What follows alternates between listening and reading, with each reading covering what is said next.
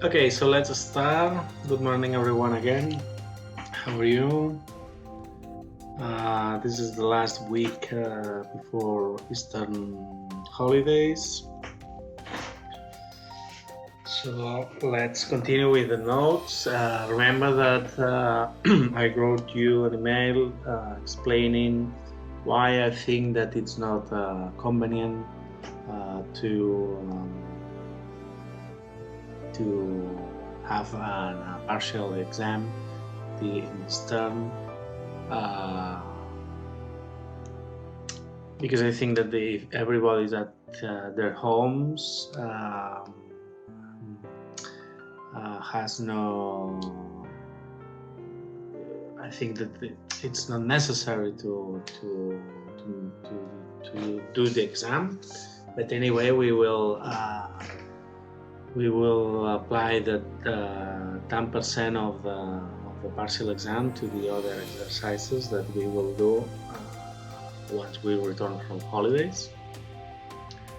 And of course, there will be a final exam that was planned at the beginning, and that will be maintained, that's for sure. Okay. But I thought that in this situation was not a good idea to make the exam, and so let's do the class in the day that it's supposed to be the exam day. Okay. We were let me refresh my mind. We were talking about the institutional way or mode of representation. And let me ask you, did we watch an example of a documentary about the story of the film? I think that not. I think that not.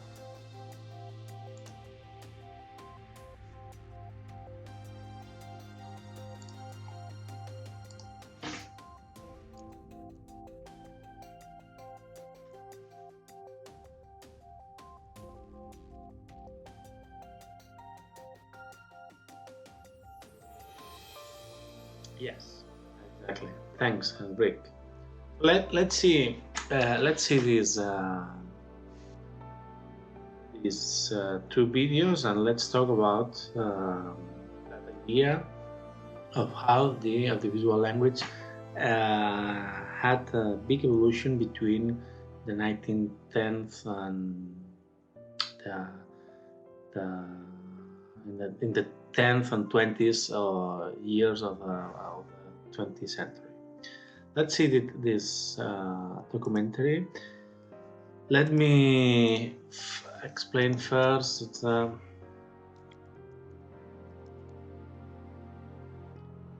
documentary that it's called "The Story of Film: An Odyssey."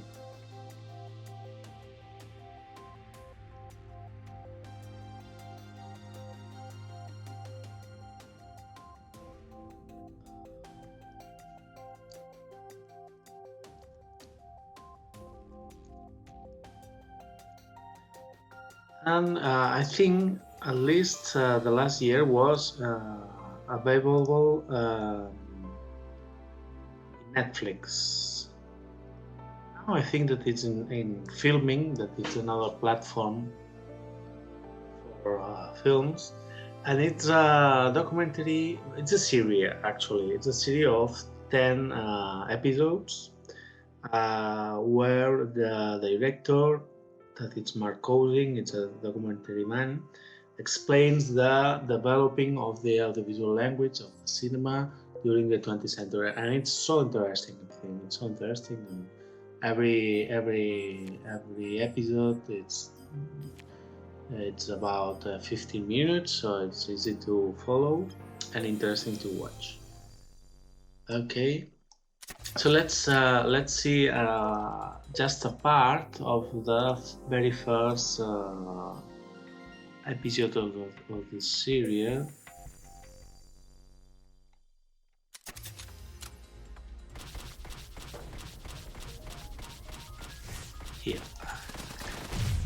Let's see it.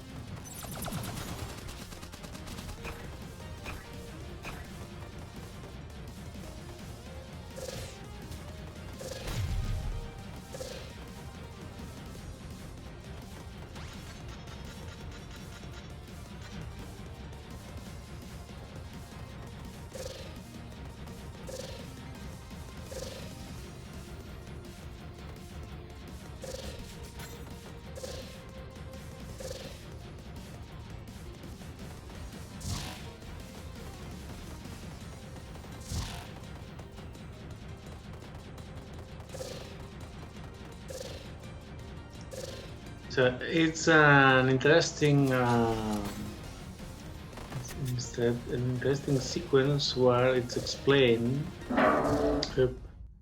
Let's explain how the language has an important point of evolution between in the early years of the 20th century.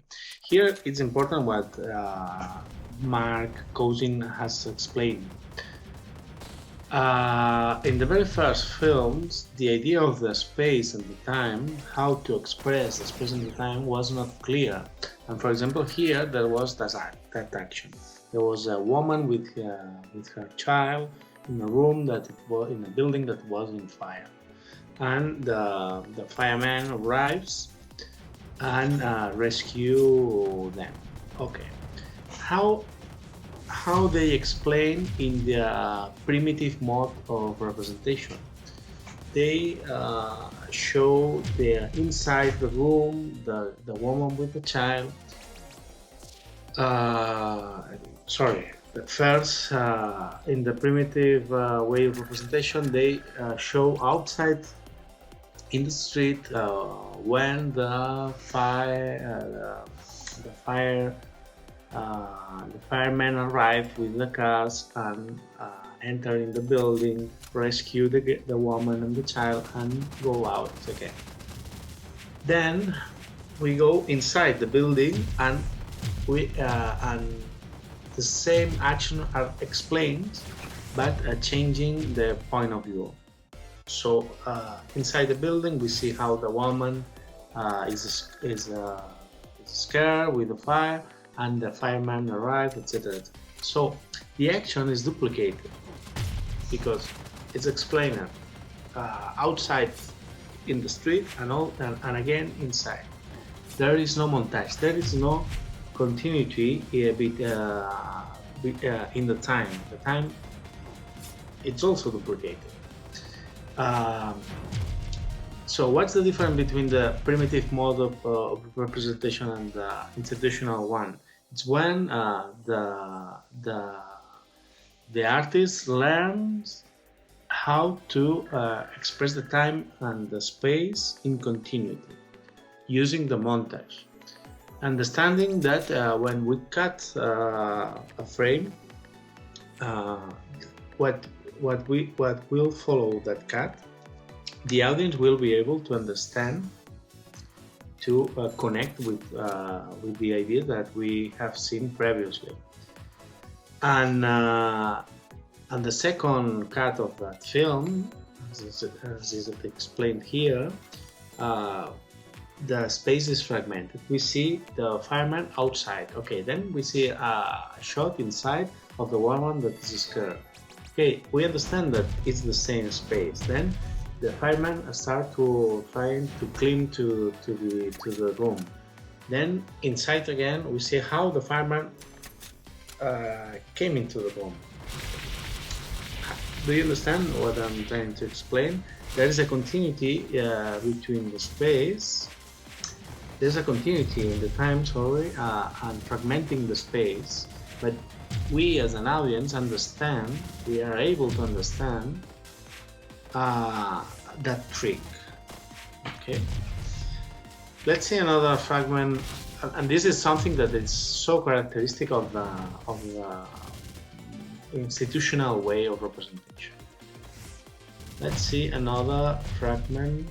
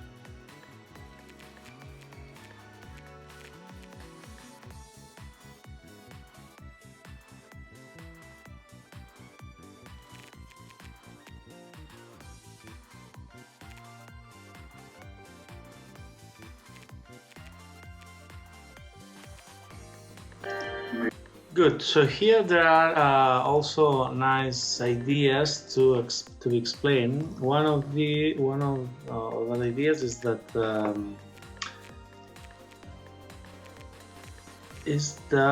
let's try to explain using.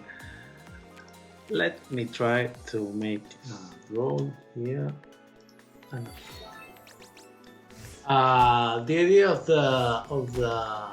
la regla de los 180 grados, 180 degrees statement. What does that mean? That, for example, if we have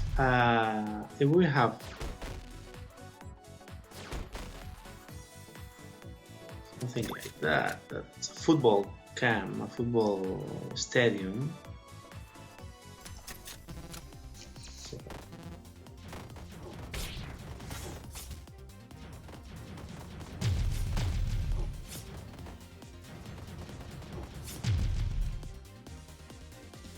We will understand what we have to do in order that the audience understand always.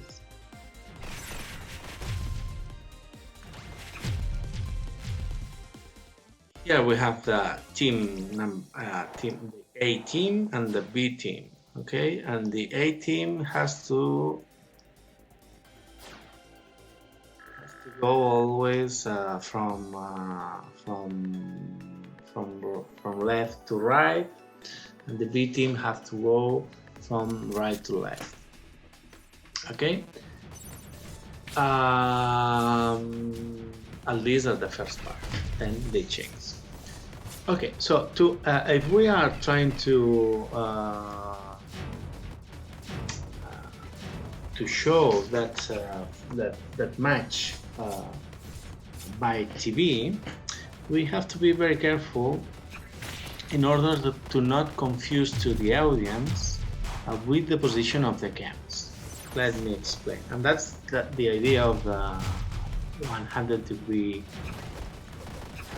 Okay. I'm not able to draw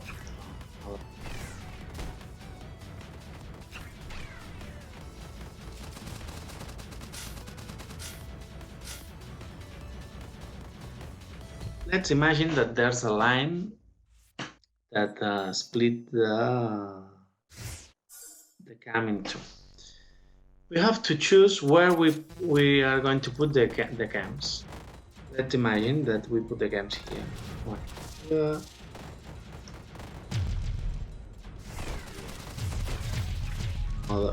With the drone, one here, etc. Under the point of view of all that cams, always the team A will be going from left to right, and the other to the inverse, always. And that's the key, because we are not crossing that line. We are not crossing this 180-degree rule. Okay, because if we put a cam here, for instance, for example, try to imagine what the audience will see. We'll see that we'll see the inverse image of that. We'll see that the team A is going from right to the left. Is more or less it's clear?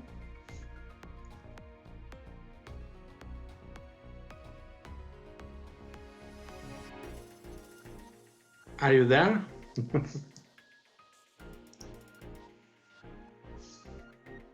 Yes, it's more or less clear, exactly. So that kind of things is what the directors discovered in the beginning of the 20th century, that made the difference between the institutional mode of representation and the primitive one. For example, and it's been explained the commentary and the fragment of the commentary. If someone leaves shot A on the left, there will be inevitable enter shot B from the right. If somebody is going down clean, is falling from a mountain, and the mountain is in the right side of the shot. If we cut the shot and we are showing how that man is following to the floor, the mountain has to be also in the right part of the shot. If not, we are creating something that is so strange to the audience, because it's like the mountain is moving from one, or that the protagonist has moved from one mountain to the another. So the space has the space has to we have to respect the presence of the items, the presence of the items of the items of the shot, while when we are cutting the shot and showing a different point of view. If something is in the right part of the shot, in the next shot has to be also in the right part, etc., etc., etc. If not, we are breaking an important rule of the creation of the space-time. Okay. So the American critic David Bordwell say that there are like three important items in order to articulate the institutional expression of the audiovisual. The first one is the system of narrative logic. That's what we've been explained in the first block of the lecture. All the things about narrative. The narrative logic is one of the rule or one of the items of the audiovisual articulation of space and time. Of the institutional expression. The other two are the temporal representation, a system that explains the temporal ideas of time, and the spatial representation, which are related to each other through the creation of the audiovisual agent. That's what we said the first day. Okay, space and time allows the characters to explain the story, and these three items, the narrative and the articulation of the space and time, are the key of the audiovisual. Okay. Let's see, for example, and that language, the audiovisual language. So in that beginning of the 20th century, had a lot of evolutions. Let's see one beautiful example. This film is called Sunrise: The Song of Two Humans, directed by Murnau in 1927. And let's see how, if we compare with the videos, with the films, with the sequence that we've seen the last day, let's notice how this proposal it's so evaluated, is so sophisticated. Here the language is almost complete, is almost developed. The audiovisual language is almost developed as we know today. It's a film in black and white. There was no sound synchronized with the film, but still with all that characteristics, the expression of the time and the space and the ideas that are expressed through the images, it's so modern and it's so sophisticated. Let's see that and we can comment.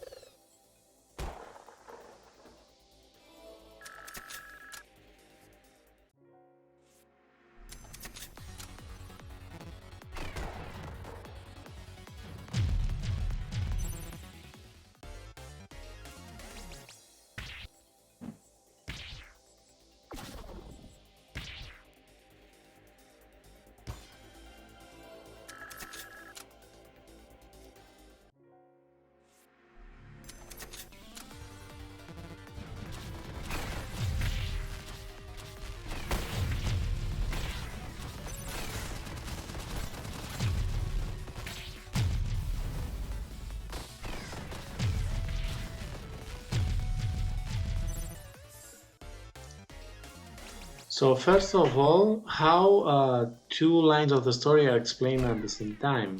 This is the parallel montage that we will explain later. There's a man who's walking outside, and there's a woman who's crying with her child. We will understand why this situation happens, but these both situations that happen at the same time are explained through images, and that's something new and important.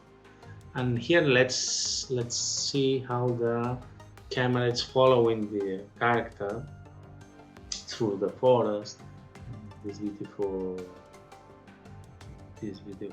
frame, these beautiful images.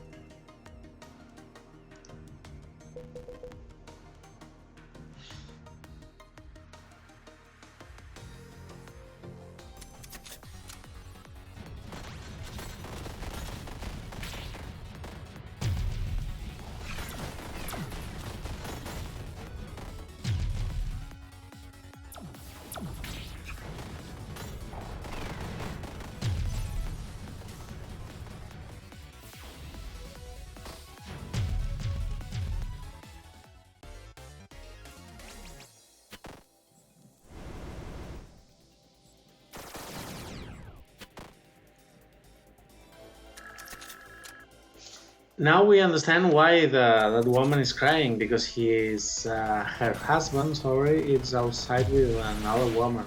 That's the reason why she's crying.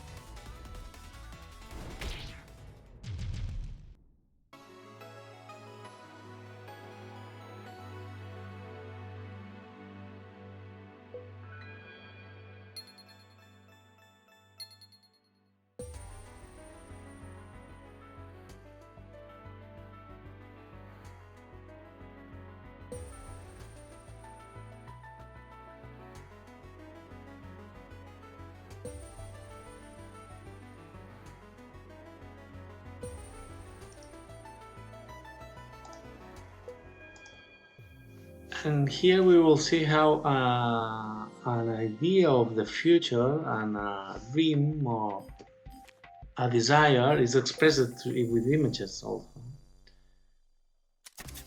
So that image that we've seen, it was a thought. It was just a thought of the mind of the characters.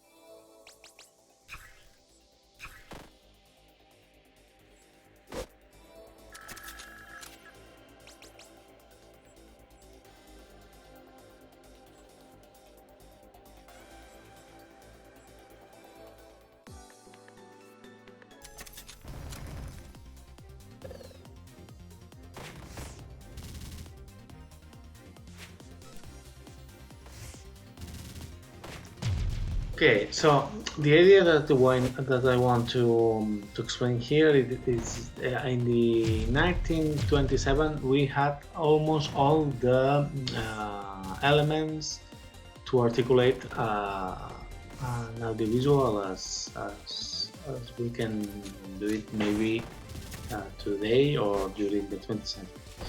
Here there was some forwards, maybe some flashback, that is montage in parallel. The director is explaining us two ideas at the same time. He's explaining us how the characters are dreaming, how the characters are thinking about the future or about the past, how are thinking about what can they do or what they feel, etc., etc. And everything here is expressed just using the images and also the some small text, but especially with the images. So in 1927 the language was almost created as we know it. Okay, and in the same time, in the same year, there was something that shocked everyone, and that also changed the idea of the audiovisual. That was the synchronization between the band of the sound and the band of the image in the film. So the audiovisual become with sound. And the first film that, or one of the first films that used the technology was The Jazz Singer. It's the story of the son of a Jewish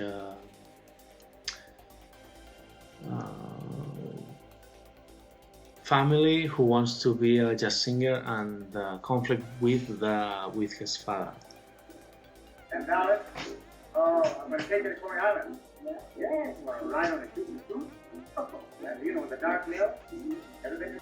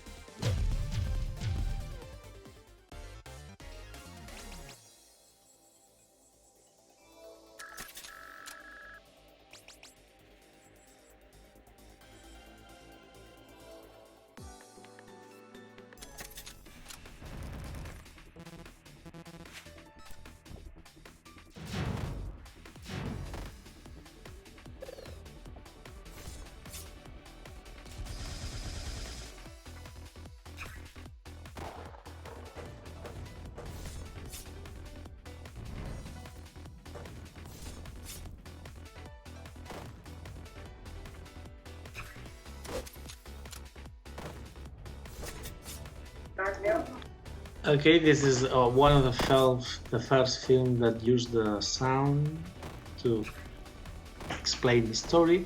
Notice how first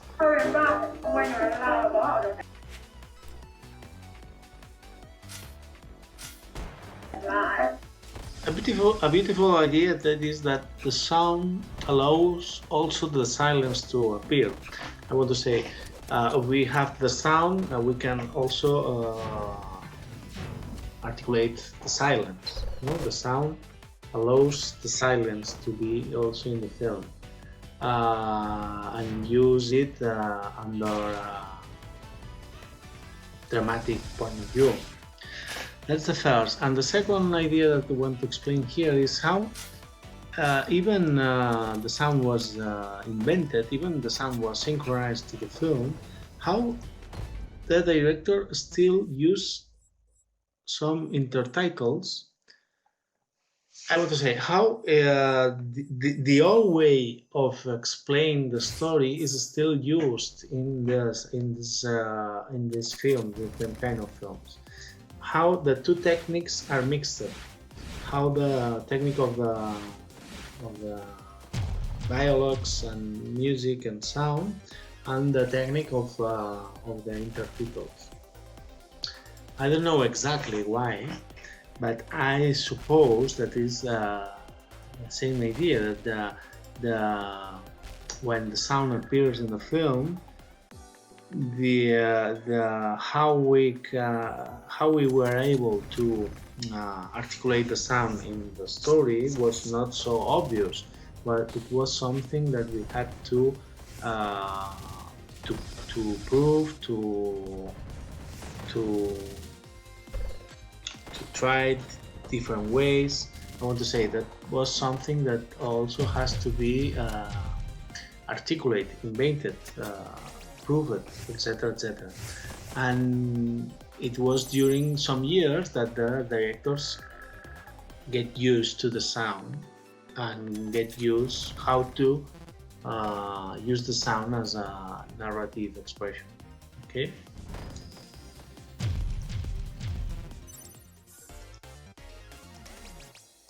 We are here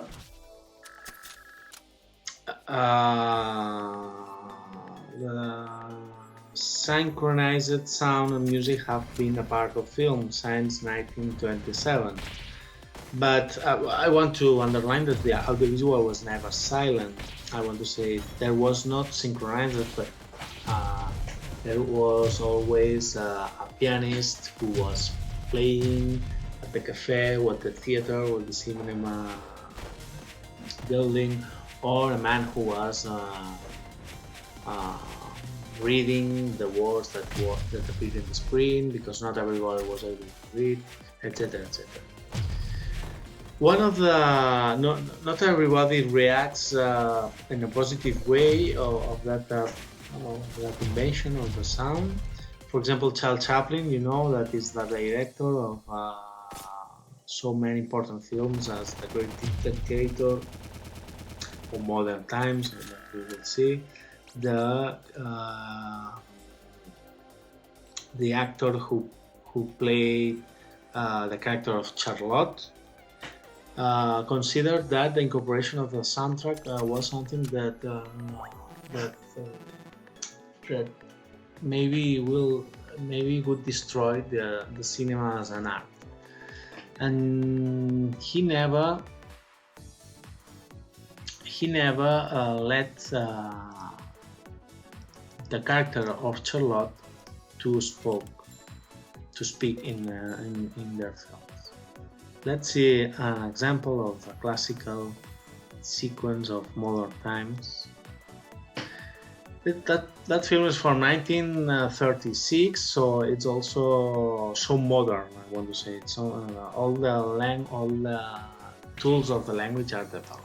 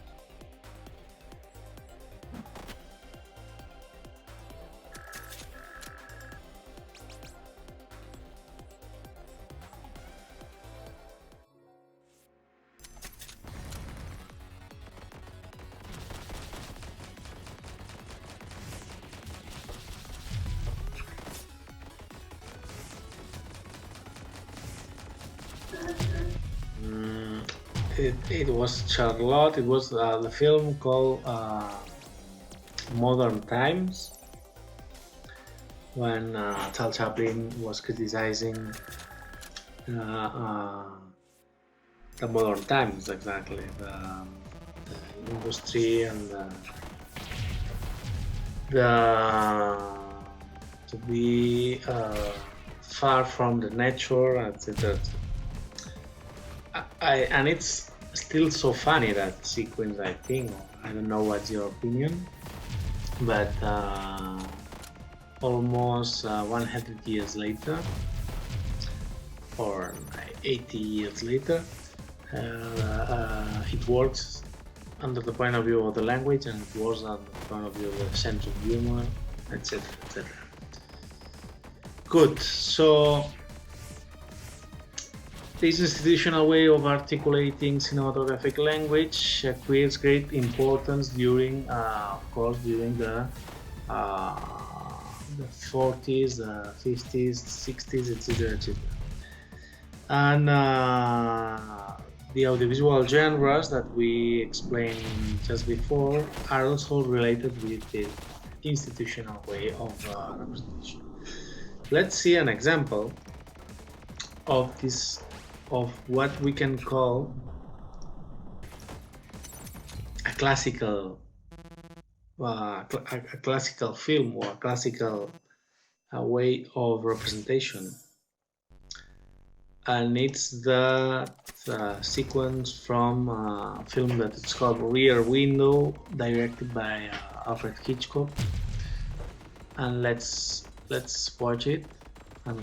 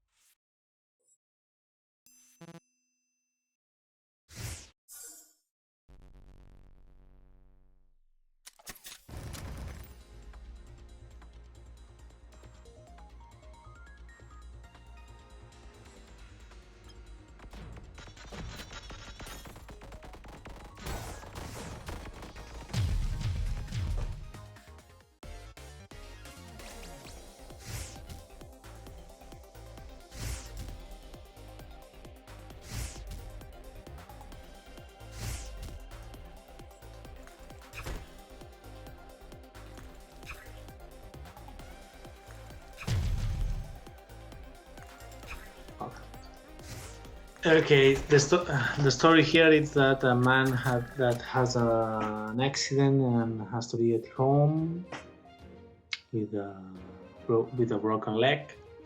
Uh, have seen one of the neighbors that is acting in a strange way, and he began to think that maybe he has murdered uh, his wife. So the action is always happens in the same apartment, and it's a character that's showing the neighbors, and but it's a classical way of representation. It's a classical audiovisual way of explaining the story. It's nice how we how the context of